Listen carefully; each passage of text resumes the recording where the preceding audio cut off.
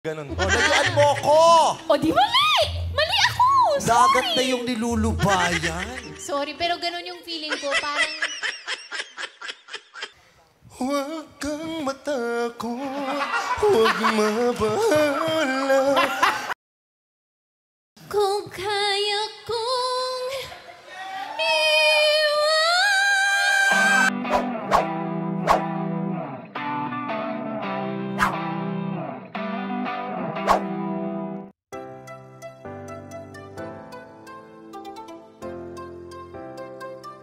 Ann Curtis balik Showtime ngayong araw. Pero syempre, balik sablay na naman ang Diyosa pagdating sa pananagalog. Hindi nga pinalagpas ito ng kaibigang si Vice na naguluhan din.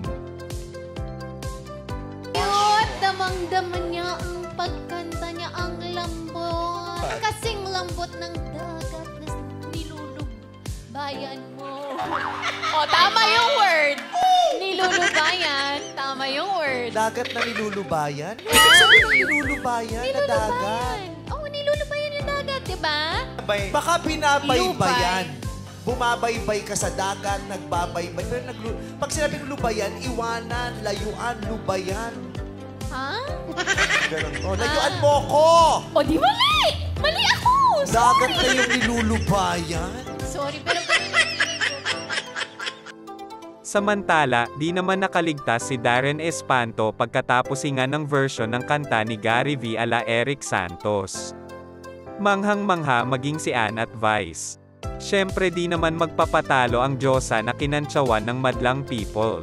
At ano pa nga ba, di basag na naman siya sa kaibigang si Vice. Ulan, anumang pagsubok may dahilan.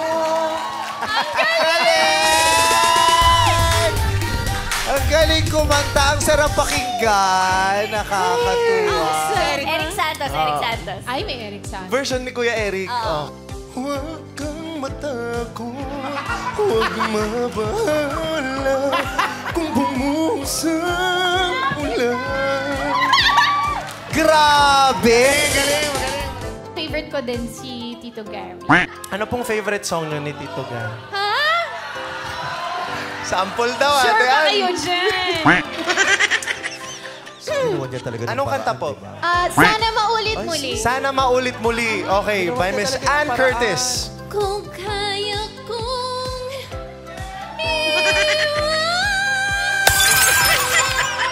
kaya kong Tama na! Diyos ko na! Tama na! Ang ganda na nag-Darren, nag-Marty, nag-Gary, nag-Eric Santos! Bakit? Bakit mo lagi binabasag yung trip mo? Laugh trip lang talaga pag magkasama ang mag-sisterette.